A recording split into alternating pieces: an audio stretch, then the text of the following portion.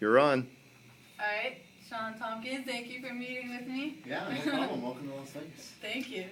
You have an awesome gym here, by the way. Thank you. I love Yeah, it. I'm very happy. It's a dream come true for me. Oh, so, yeah. All right. Well, one of my first questions for you is to just describe your main, management responsibilities, main things that you have to take care of around here. Well, I mean, originally I came over to Tapout Training Centers to get back to what I had started when I was 18 years old, and that's the Team Tompkins brand. Having my own team, making my own decisions, being the head instructor of it. So since I've been here for about a year and a half now, though, I've taken over some other duties, one being consulting for the Tapout Training Centers, because this is the research and development center, the original one, the headquarters, but we have 7 others across the United States and one in Canada. So it's up to me to make sure that the programs are running correctly, to implement new programs, and obviously make sure that the instructors are qualified to work at a Tapout Training Center. Right. Outside of that, obviously what I feel I'm best at in my passion for the sport, I train the professional fighters out of the gym. All right, that is great. And how would you describe your management coaching style? I've got a different style than a lot of other coaches out there. If you compare me to guys like Greg Jackson or Martello Grotti, I'm more of a football style coach. I came up through the football system and stuff, but I've also studied martial arts since I was 6 years old, so I combine it. I really like the idea of being, especially at the level of mixed martial arts nowadays, being a head coach, that not only do I have to be responsible to know a little bit of everything that has to do with the fight, but I bring in the right coaches to work for me. So if you look at football, there's the head coach, and then there's an offensive director, defensive director, special teams coach, and that's really what I put together here, and that's why I think we've been very successful in the past, especially a year, and even more than that, 6 months. Yeah, it's very well rounded. And which of the following would you say best fits your management style, and why? Is it a management of the people, for the people, with the people, or by the people? I would say probably for the people. I'm very good at treating people differently depending upon their lifestyles and the kind of people that they are. I'm very good at bringing out the best in a person, no matter what style of life they come to, no matter what level of athleticism they come from. Yeah, that's awesome. And what would you consider to be the most difficult part about your job? I think the most difficult part for me with the job will be dealing with the losses. I'm a very prideful coach. I take my wins and my losses to heart. It's not just another day at the office for me. Every day is a win or lose situation, and the fighters that I train, especially, to me, are very close. They're either like brothers or like sons or daughters. And so when they lose, I lose. So I think that's probably the hardest thing. It's hard for me because to turn it on and off, you have such an emotional. You have to be so, into the fighter emotionally, invested into them, that to turn that off, it's pretty tough to do. Yeah, so you'd consider you to be more family-oriented than business-oriented? Absolutely, 100%, yeah. That's good. Provide a good support system for your fighters. Right, and at the same time, make sure that they provide good support systems for each other. Yes, that's an important one. All right, what would you say are the 5 most important attributes of being a manager? Being a manager, first of all, organization. Knowing where you have to be, what you have to do, what was responsible. Secondly, I would say taking care of the client.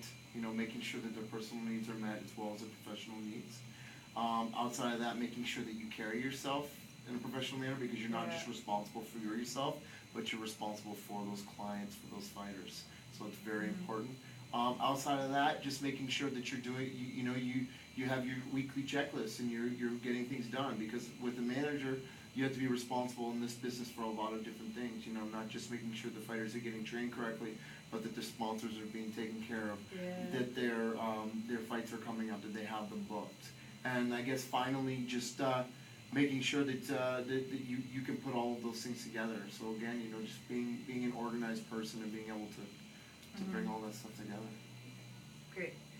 All right, and what would you say you've learned from being a manager overall? That I should have listened to my dad and did something else. Yeah, right. No, I guess the thing that I learned the most is that you have to be focused at all times. If you truly take the job and the business serious, you have to stay focused. You know, as fun as it is, the problem that I get, I'm obviously involved in a lot of social networking, and people really look up to like, oh man, your job must be so great, it must be so much fun.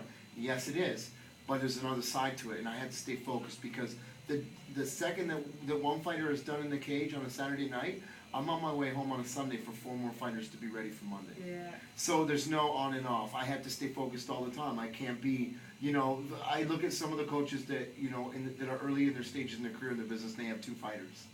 And the fight's done, and they go out and they celebrate, and they go on vacation for a week. There's none of that for me. 365 days a year, I've got to be focused and on. I've got 36 of the best professional athletes in the sport, and it's my responsibility to be ready for them. That's really great that you're committed, to doing that, and that you see It's that. not A lot of easy. people don't. They think, Right. party lifestyle, Yeah. but Sometimes the managers and the coaches forget, and they think that they're the fighters. So yeah. the fighters, they finish their fight, they do get a couple weeks off. Yeah. But the coaches, they shouldn't. They should always. They have some more people to get ready. That's very true.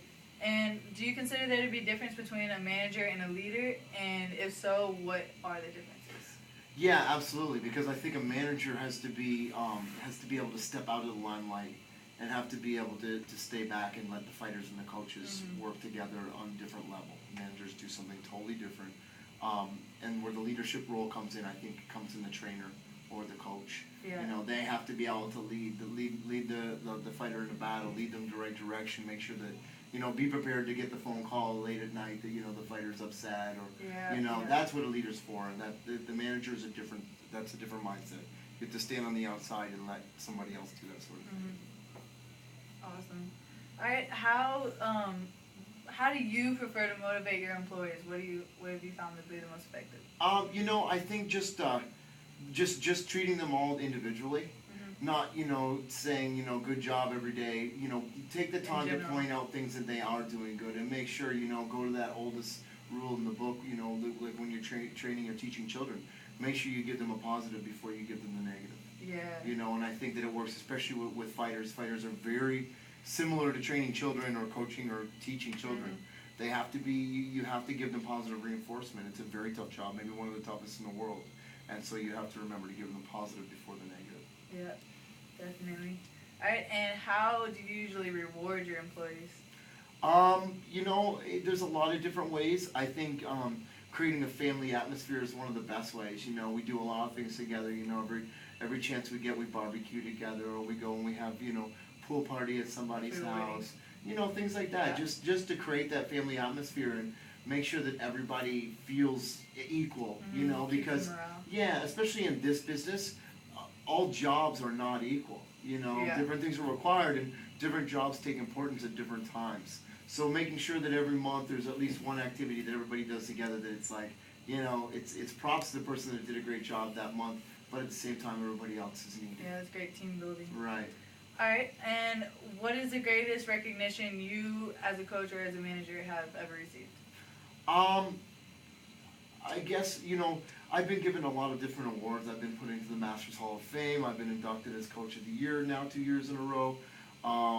I think more than that, though, it's, the individual people that come up to me, the fighters that I've dealt with that have taken the time to tell me, I've changed their lives, that maybe they could have went down the wrong road or that, things weren't working out or they didn't think that they could ever possibly have reached the level they did. That's truly, when you go home and you sit by yourself and you think, wow, it felt really good then to really do help somebody out.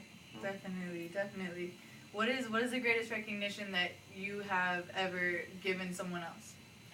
I think allowing somebody to kind of be allowed to carry on my system or also be a coach in what I do, because I think that I do carry a certain responsibility in the world. As small as I really think that kickboxing and mixed martial arts and that really is in the scheme of life. Yeah. It does mean a lot to a lot of people. And Definitely. There are a few people out there that I've given the chance and reward to be able to carry my name and my system and be able to do that. And I think it's meant a lot to them. Yeah, it's really great. The one thing that I noticed right off the bat is you said, just come on in, go around, the gym is yours, my fighters are yours, take pictures, anything you need, talk to whoever. Well, and really that's a big part of what I do too is a lot of gyms that you'll go to, you'll notice everybody's on a different page. Some of the fighters are going to be nice to you, some of them are going to treat you like you're annoying. my fighters, I